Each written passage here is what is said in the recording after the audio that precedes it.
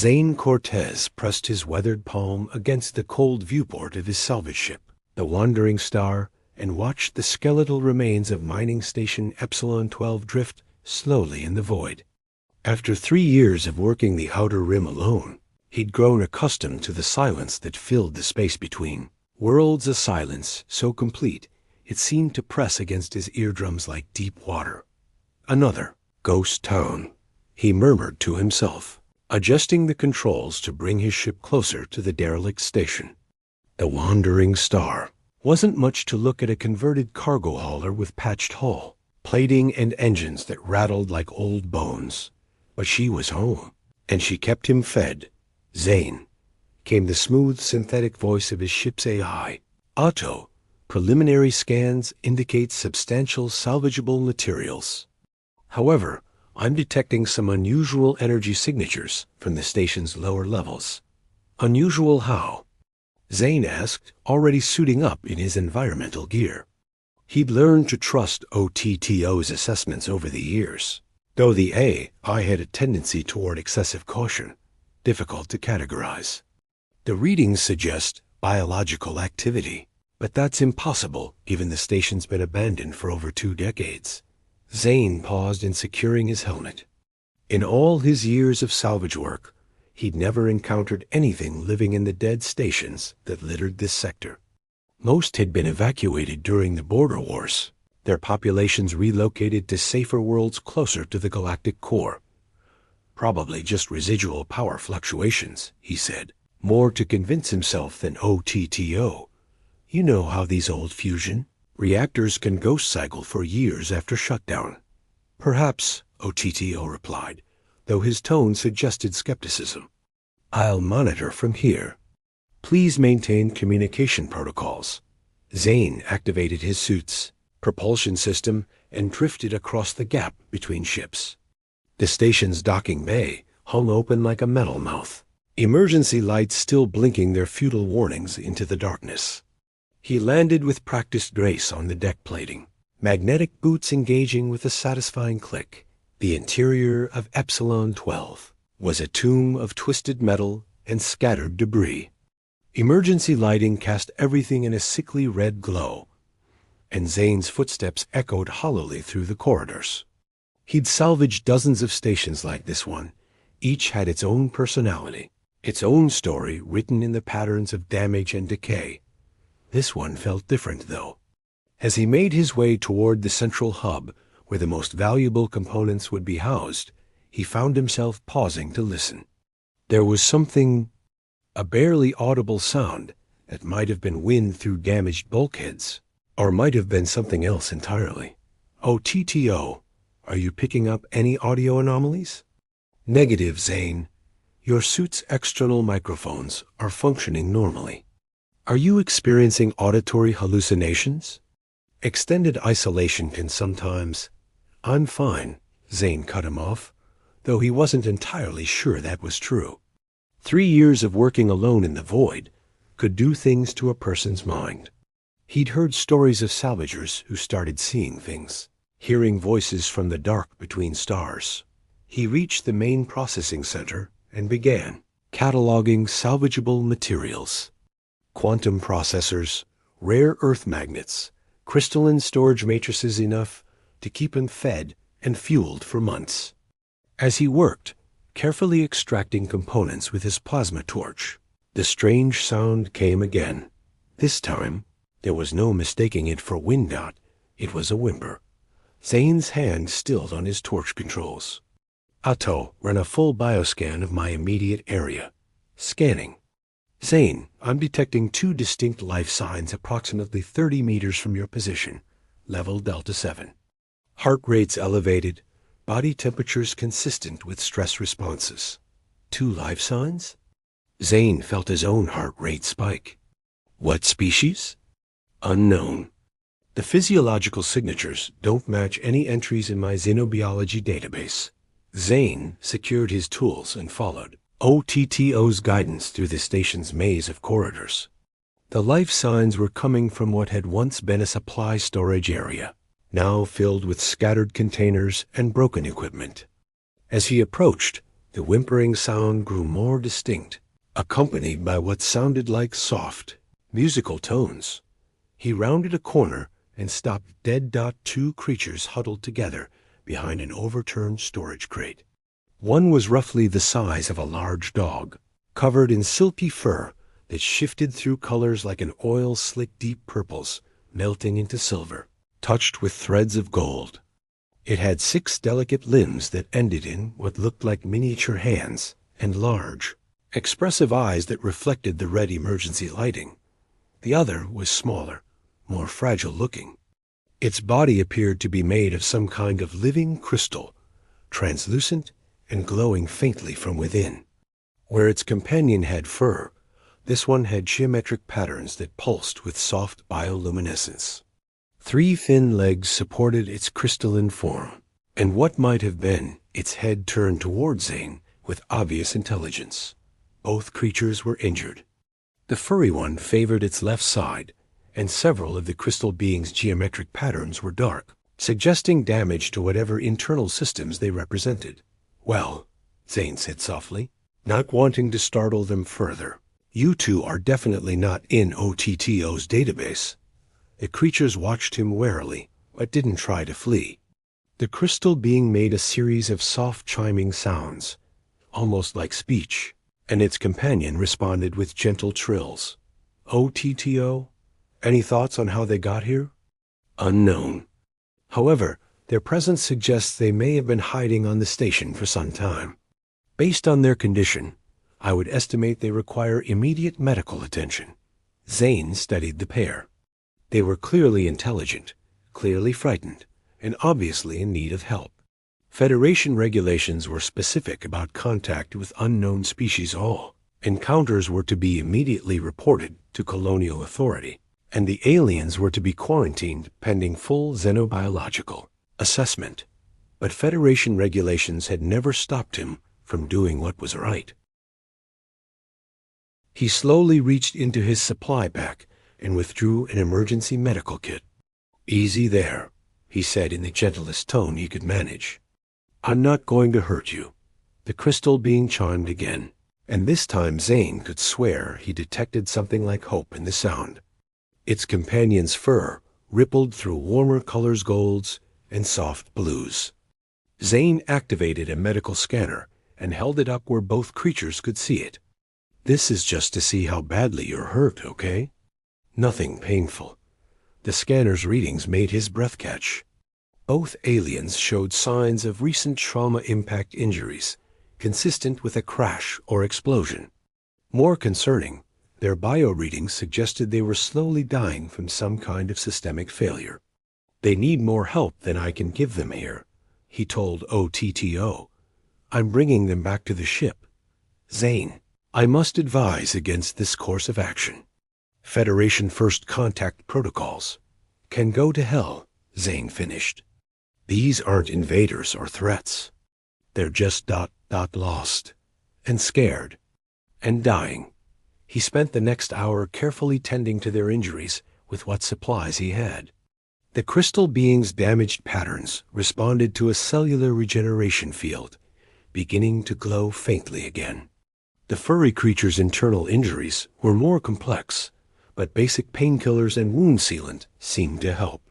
Throughout the process, the two aliens never left each other's side. When Zane treated one, the other would make soft, encouraging sounds. When he had to cause discomfort to clean a wound, they would touch each other gently, offering comfort. There was something beautiful about their obvious devotion to each other. It reminded Zane of his own loneliness, the empty years since he'd chosen the solitary life of a salvage runner. When had he last felt that kind of connection to another being? "All right," he said finally. "Let's get you two back to my ship. I've got better medical supplies there, and it's warmer." The creatures exchanged a series of musical sounds, clearly communicating with each other. Then, to Zane's surprise, the crystal being projected a simple holographic image into the air, a representation of Zane's ship, with the 3 of them safely inside. "You understand," he breathed. "You can see what I'm thinking somehow." The crystal being's patterns pulsed brighter, and its companion's fur cycled through what Zane was beginning to recognize as happy colors. Getting them back to the wandering star required improvisation. Neither creature could walk far on their injuries, so Zane fashioned a makeshift stretcher from salvaged materials. They seemed to understand his intentions and cooperated fully, the crystal being even using some kind of anti-gravity field to make itself lighter. Once aboard his ship, Zane settled them in his small medical bay and ran full diagnostic scans.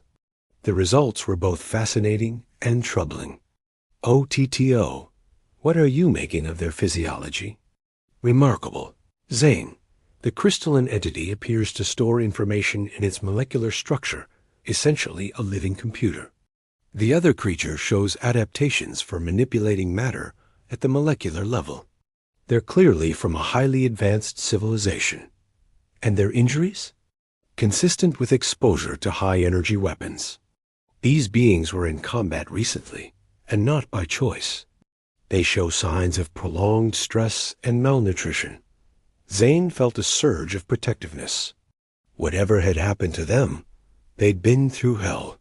He prepared a meal from his emergency rations, breaking the nutrition bars into smaller pieces that the aliens might be able to manage. The furry creature ate eagerly, using its delicate hands to feed itself and its companion. The crystal being absorbed nutrients directly through its skin, glowing brighter with each feeding. As Zane watched them care for each other, he found himself smiling for the first time in months. There was something infectious about their obvious love, their dedication to each other's well-being. "You two are quite a pair, aren't you?" he said softly. The crystal being projected another image, this time showing Zane himself, but surrounded by warm, golden light.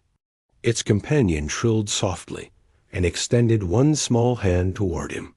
For just a moment, Zane felt a touch of telepathic contact, warm, grateful, and tinged with something that might have been affection.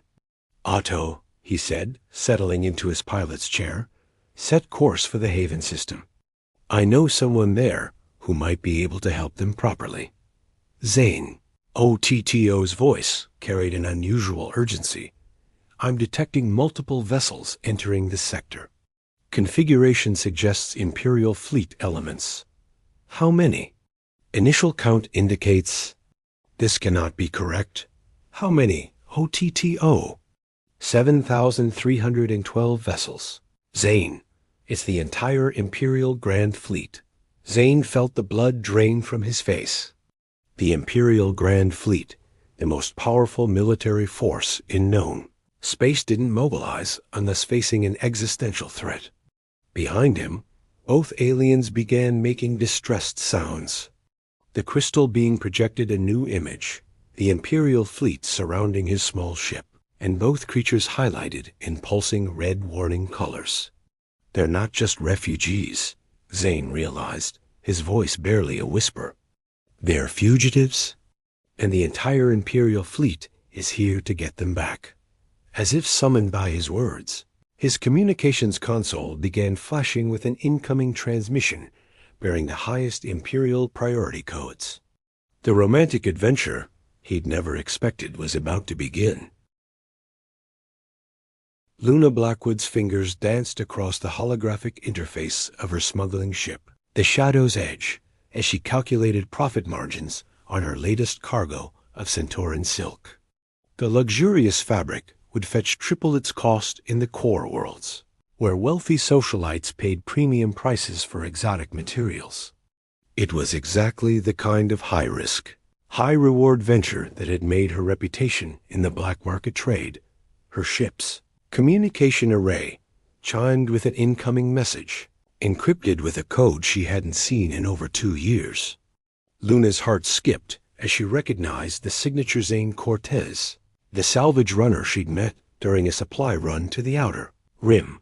They'd shared 3 incredible nights together on Havens. Rest before their respective careers pulled them back into the void. She'd thought about him more often than she cared to admit. The message was brief and cryptic. "Luna, need your help with special cargo. Can't use normal channels. Meet me at coordinates attached. We'll make it worth your while. Luna studied the coordinates. They indicated a position in the abandoned Epsilon sector, far from any shipping lanes or patrol routes. Her business instincts screamed caution unsecured meets with mysterious cargo, or how smugglers ended up in Imperial detention centers. But something in the message's tone, the way Zane had written "need your help" rather than "have a job offer," tugged at her heart. "Nova, what do you know about Zane Cortez?" She asked her ship's AI. Limited records available. Independent salvage operator. Clean criminal record. Registered with the Salvage Guild for 8 years. Personal note. You've accessed his contact information 17 times in the past 6 months without sending messages. Nobody asked for editorial commentary, Luna muttered, feeling heat rise in her cheeks. But Nova was right.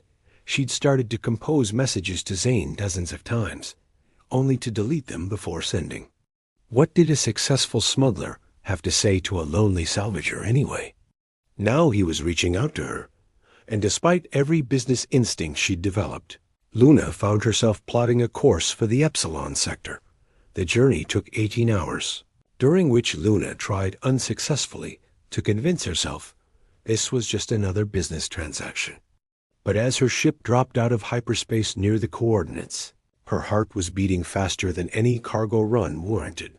The wandering star hung, motionless in space near the twisted wreckage of an old mining station.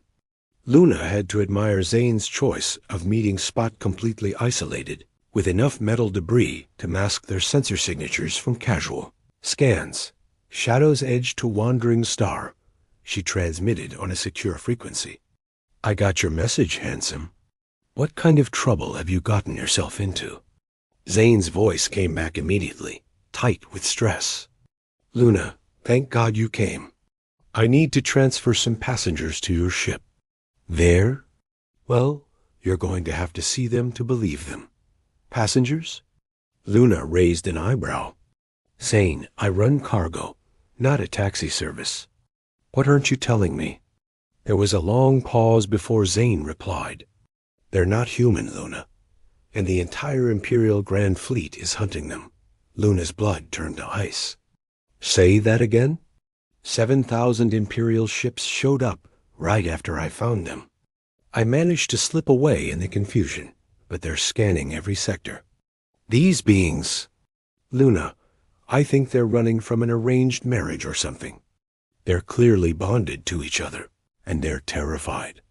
Against every survival instinct she possessed, Luna found herself saying, "Dock with my cargo bay. Let's see what we're dealing with."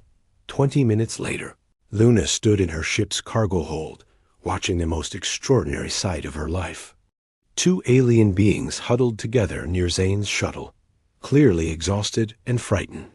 The larger one, covered in color-shifting fur, kept one protective arm around its crystalline companion. Even in their obvious distress, the devotion between them was unmistakable. "My God," Luna whispered. "They're beautiful." Zane stepped beside her, close enough that she could smell his familiar scent machine oil and recycled air, with just a hint of the cologne he'd worn during their nights together. "I've been calling them Prism and Silk," he said softly. "I know they understand more than they can communicate. Watch this." He knelt down near the aliens and projected a holographic star chart from his portable display. "Can you show us where you're from?" he asked gently. The crystalline being Prism immediately began glowing brighter.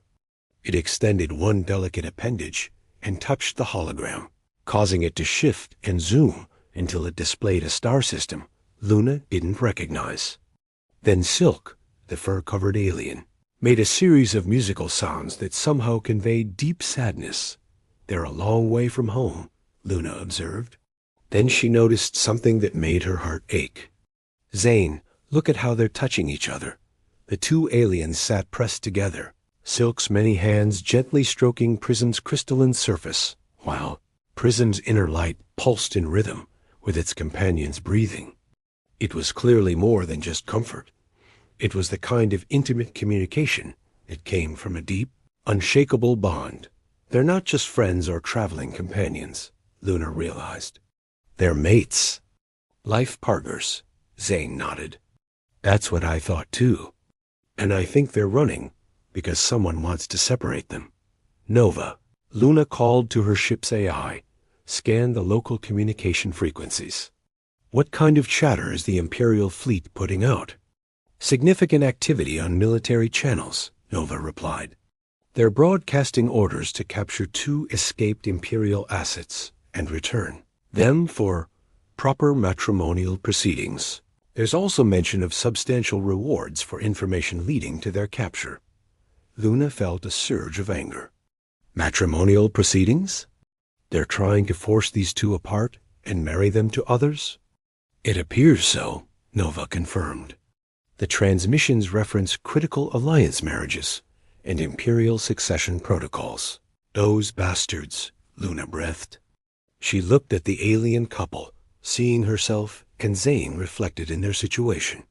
How many times had she let fear and practical concerns prevent her from pursuing what her heart wanted? How many nights had she stared at Zane's contact information, wanting to reach out but convinced their different lifestyles made love impossible? Zane was studying her face intently. Luna, I know this is insane. I know it's dangerous. But I can't just hand them over to be separated. Look at them. They'd rather die than be apart. As if understanding his words, both aliens moved closer together. Prism projected a soft holographic image of the 2 of them surrounded by warm, golden light, while Silk's fur cycled through colors that Luna was learning to interpret as contentment and love.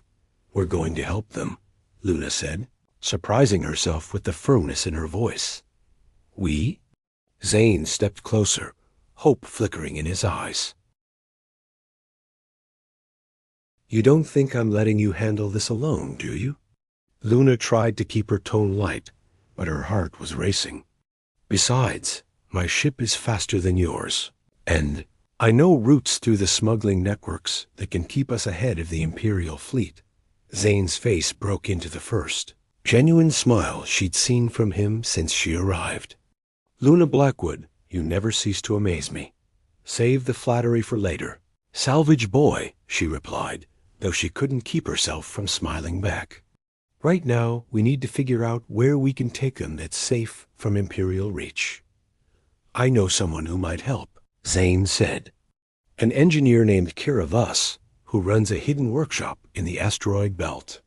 She used to work for the Imperial Tech Division before she defected. If anyone can help us understand what we're really dealing with, it's her. Luna nodded. Then that's where we're going. Nova, plot a course for the Outer Rim asteroid fields, but use the shadow routes. I don't want any record of our passage. As they prepared to transfer Zane and the aliens to the Shadow's edge, Luna found herself working alongside Zane with an ease that surprised her. They moved in perfect synchronization, anticipating each other's actions as if they'd been partners for years, rather than occasional lovers with a 2-year gap. You've gotten better at this, Zane observed as Luna expertly calibrated her ship's life support systems for non-human passengers. I've had to be, Luna replied, then added more softly. There's been a lot of lonely nights to fill with work. Zane paused in securing the medical supplies they'd need for the journey. Luna, An alarm from Nova interrupted him. Multiple Imperial vessels detected entering this sector. Estimated time to intercept, 14 minutes. Tell me later, Luna said, though her eyes lingered on Zane's face. Right now we run. The next few hours were a masterpiece of stealth flying. Luna guided the Shadow's edge through asteroid fields and nebula clouds, using every trick she'd learned in years of evading customs patrols and rival smugglers.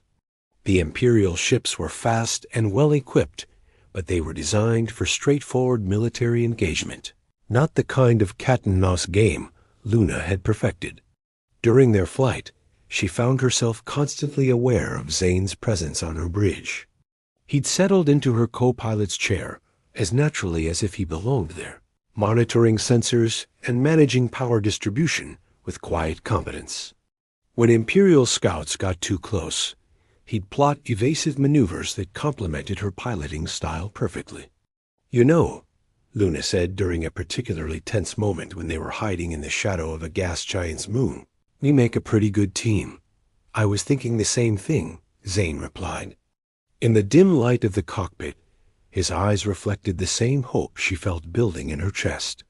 Behind them in the passenger compartment, Prism and Silk had fallen into what appeared to be a healing trance, their bodies glowing softly as they pressed close together. Luna had never seen anything so beautiful as the way they cared for each other, Silk's fur providing warmth, while Prism's crystalline structure somehow shared energy between them. "They're lucky to have found each other," Luna said quietly. "Some people are," Zane agreed, and something in his tone made Luna's pulse quicken. The romantic tension that had been building between them since her arrival finally came to a head when they stopped at a hidden refueling station deep in the asteroid belt. While the ship's systems recharged and the aliens rested, Luna found herself alone with Zane in the small galley. "I've missed you," he said without preamble, his voice rough with emotion. Luna felt her careful composure crack.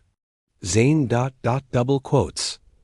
"I know we said we were too different, that our careers would keep us apart," he continued, moving closer.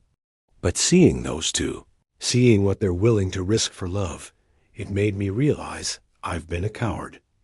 "We both have been," Luna admitted, allowing herself to step into his arms. "I've started to send you messages 100 times.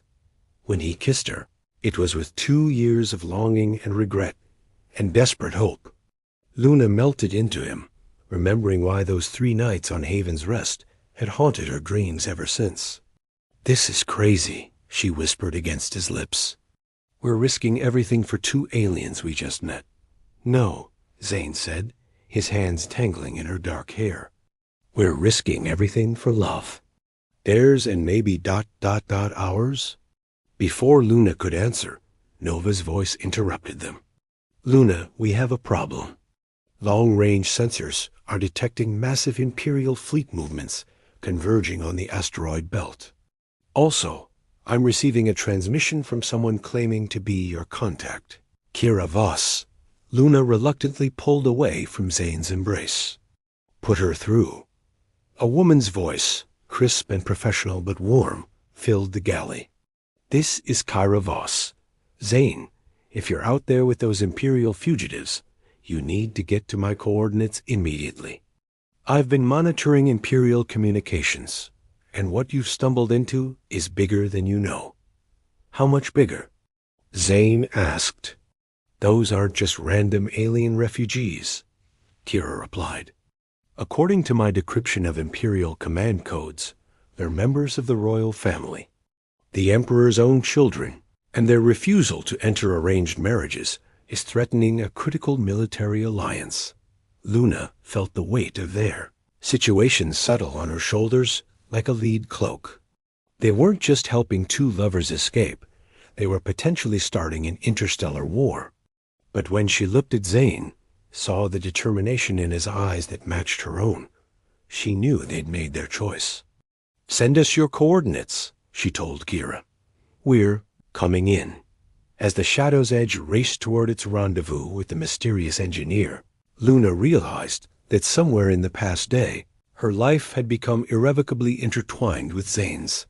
Whether they survived what was coming or not, she was no longer flying alone. And despite the danger, despite the impossible odds they faced, that knowledge filled her heart with a warmth she'd almost forgotten existed. Love, it seemed, was indeed worth any risk.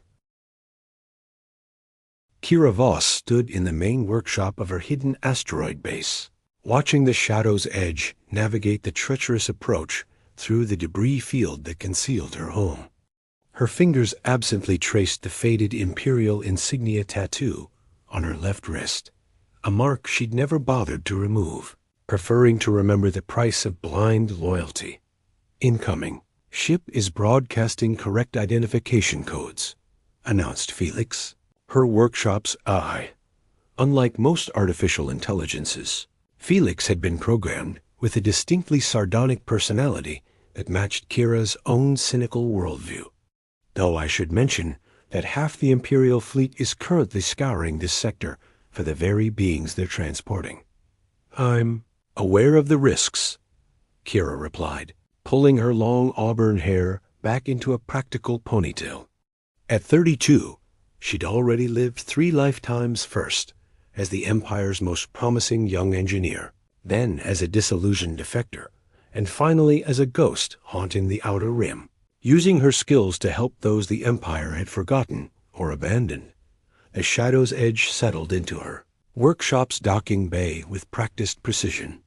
As the ship's engines powered down, Kira felt an unexpected flutter of nervous anticipation. She'd heard Zane's voice over the comb, warm and earnest, as he described the alien refugees they were protecting, and something about his obvious care for the creatures had touched a part of her heart she'd thought permanently sealed off. The airlock cycled open, and 3 figures emerged. The woman Luna, the smuggler moved with the confident grace of someone comfortable with danger. But it was the man who caught Kira's attention. Zane Cortez was nothing like she'd expected from their brief communications. Tall and lean, with gentle brown eyes that seemed to catalog everything around him, he had the kind of quiet strength that spoke of deep waters running still. "Kira?" he asked, approaching with a slightly uncertain smile. "Thank you for agreeing to help. I know we're asking a lot. You're asking me to potentially start an interstellar war," Kira replied dryly, though she found herself returning his smile. "But then again, I've always been partial to lost causes." Behind them, 2 figures emerged from the ship's interior, and Kira's breath caught. She'd seen alien species before during her Imperial service, but never anything like these 2. The crystalline being moved with ethereal grace, its internal light casting rainbow patterns on the workshop walls. Its companion, covered in fur that shifted through impossible colors, stayed protectively close. "Prism and Silk," Zane said softly. "The names I gave them. They've been through hell, but they won't leave each other's side." Kira watched the alien couple with growing fascination. Even exhausted and frightened, they moved in perfect harmony, each gesture flowing seamlessly into the next. When Prism stumbled slightly, Silk was immediately there to provide support. When Silk's fur darkened with apparent pain, Prism's glow intensified, sharing what seemed to be healing energy. "They're bonded," she breathed. "Not just emotionally, I mean truly bonded. Neurologically, biologically, perhaps even quantum mechanically linked. You can tell that just by looking?" Luna asked, impressed despite herself. "I spent 5 years studying xenobiology for the Imperial Research Division," Kira explained, leading them deeper into her workshop. "Before I learned what the Empire really did with that research." She gestured for the aliens to rest on a specially designed medical platform while she began running detailed scans. As her equipment analyzed their physiology, Kira found herself stealing glances at Zane. He knelt beside the platform, speaking in soothing tones to the frightened creatures, his gentleness with them revealing a depth of character that made her heart skip. "Scans are extraordinary," she announced after an hour of analysis. "Prism's crystalline structure contains data storage capabilities that exceed anything in Imperial technology. And Silk's molecular manipulation abilities could revolutionize manufacturing. But more than that, they're literally sharing consciousness." "What does that mean?" Zane asked, moving closer to study her holographic displays. "Their neural patterns are synchronized. When one experiences pain, the other feels it. When one feels joy, they both do. They're not just lovers. They're 2 halves of a single being that chose to love. Across species barriers, the implications hung heavy in the air." Luna whistled low. "No wonder the Empire wants them back. That kind of bond could change everything we understand about interspecies relationships." Felix, Kira called to her AI. Decrypt those Imperial communications we've been monitoring. I want to know exactly what kind of political situation we're dealing with. Already on it, boss, Felix replied. And you're not going to like what I found. Your guests aren't just royalty. They're the key to a military alliance between the Celestial Empire and the hegemony of worlds. Their arranged marriages were supposed to cement a treaty that would give both powers control over most of the Outer Rim. Arranged marriages? Zane's voice turned hard. To whom? Political figures from both empires. Neither marriage was for love. They were strategic alliances designed to consolidate power. Felix paused dramatically. Oh, and there's more. The bounty on their heads just increased to 50 million credits. Each. Kira felt her blood run cold. That kind of money would turn every bounty hunter, mercenary, and opportunist in the galaxy into their enemy. But when she looked at Prism and Silk, saw the way they clung to each other despite their fear, she felt something she hadn't experienced in years, the desire to fight for something greater than herself. We need to get them somewhere safe, she said. Somewhere the Empire can't reach. Where? Luna asked pragmatically. They've got the resources to search every system in known space. Kira was quiet for a long moment, thinking.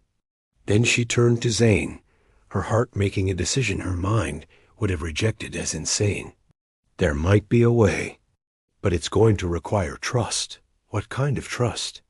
Zane stepped closer, and Kira caught the scent of his cologne mixed with the honest smell of hard work. The kind where you let me modify your ship's systems to mask your sensor signatures. The kind where you trust me to build technology that doesn't officially exist.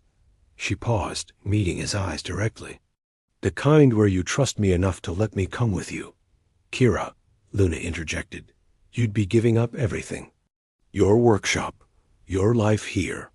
What life? Kira laughed bitterly. Hiding in an asteroid, building gadgets for smugglers, watching the galaxy burn while I pretend I can stay neutral? Maybe it's time. I stopped running from my past and started fighting for something that matters. Zane reached out and took her hand, his touch sending electricity up her arm. Are you sure? We don't even know if we can keep them safe, much less ourselves. Look at them, Kira said, nodding toward Prism and Silk. The alien couple had fallen into another healing trance, their bodies glowing softly as they shared energy and comfort. They gave up everything for love. Their homes, their families, their safety, everything. How can I do less? But it was more than just the alien story that motivated her. Something about Zane's quiet strength, his willingness to risk everything for beings he'd just met, had awakened feelings she'd buried years ago. When was the last time she'd met someone whose moral compass pointed so true north? There's something else, Felix announced, his tone unusually serious. Long-range sensors are detecting massive fleet movements. The Empire isn't just sending ships to find our fugitives. They're mobilizing for war. If these two aren't returned soon, we're looking at the largest military conflict in galactic history. The weight of their situation settled over the group like a funeral shroud. They weren't just protecting two lovers. They were potentially holding the key to galactic peace in their hands. The modifications will take 18 hours, Kira said, her mind already racing through the technical challenges. Felix can fabricate the components while I work on the software integration. 18 hours we might not have, Luna pointed out. And we make the time, Zane said firmly. Kira, what do you need from us? The next several hours passed in a blur of intense work. Kira found herself working alongside Zane with an ease that surprised her. He had excellent technical instincts, anticipating her needs and adapting quickly to her methods. More than once, their hands brushed as they worked on the same circuit panel, sending sparks through her nervous system that had nothing to do with the electrical components. You're good at this, she said during a brief break, watching him calibrate a sensor array with the precision of a trained engineer. "I've had to be," Zane replied, not looking up from his work. "You learn fast when your life depends on keeping old equipment running. Is that why you became a salvager? The technical challenge?" Zane was quiet for so long that Kira thought he wasn't going to answer. Finally, he said, "I became a salvager because I was running away from something. But lately, I've been wondering if what I was really running from was the possibility of connection." He looked up then, meeting her eyes directly. "What about you? Why did you really leave the Empire?" Kira felt her carefully constructed walls beginning to crumble. "I designed a weapon," she admitted quietly. "A planetary defense system that was supposed to protect colony worlds from raiders. The Empire used it to destroy 3 civilian populations that had refused to pay tribute, taxes. That wasn't your fault, wasn't it? I created something beautiful, and they turned it into an instrument of genocide." She gestured around her workshop. "Everything I've built since then has been an attempt to balance the scales." Zane set down his tools and moved closer. "Kira, you can't carry that guilt forever. Can't I?" But even as she said the words, she felt something loosening in her chest. When had someone last looked at her with such understanding? Such acceptance of her flawed history? Their moment was interrupted by an urgent alarm from Felix. "Sorry to interrupt the bonding session, but we have company." 3 Imperial scout ships just entered the outer perimeter. Kiara's heart hammered as she and Zane raced to the sensor displays. 3 sleek Imperial vessels were indeed approaching, their sensors actively scanning the asteroid field. "They're good," Luna said, studying their search pattern. "Professional, methodical. They'll find us in less than 4 hours." "The modifications aren't complete," Kira reported. "I need at least 6 more hours to finish the sensor masking. Then we fight," Zane said simply. 3 people against Imperial Marines? Kira shook her head. "That's suicide. Maybe, but I'm not handing Prism and Silk over to be separated. Not after seeing what they mean to each other." Kira looked at him, really looked at him, and felt her heart make a decision that terrified and exhilarated her in equal measure. Here was a man who would risk everything for love, even for strangers. How could she not fall for someone like that? "There might be another way," she said slowly. "I have a prototype defense system. Untested, probably unstable, but it might buy us the time we need." "What kind of risks are we talking about?" Luna asked. "The kind where we might accidentally create a small black hole," Kira admitted. "But on the positive side, it would definitely stop the Imperial ships." Zane laughed, actually laughed, in the face of potential annihilation. "Kira Voss, you are full of surprises. You haven't seen anything yet," she replied, surprising herself with her boldness. As alarms continued to blare around them, Kira found herself working frantically to prepare her untested weapon system, while stealing glances at the man who had somehow, in the span of a single day, begun to break down the walls around her heart. Behind them, Prism and Silk remained in their healing trance, their combined glow growing stronger as they shared strength and hope. Their love had already sparked one impossible rescue mission. Now it seemed it might be the catalyst for something even more extraordinary, the beginning of love between 2 broken people who have finally found someone worth fighting for. The Imperial ships continued their approach, death and separation drawing closer with each passing moment. But in her hidden workshop among the asteroids, Kira Voss began to believe that sometimes, just sometimes, love really could conquer all, even if it required a little creative engineering to make it happen.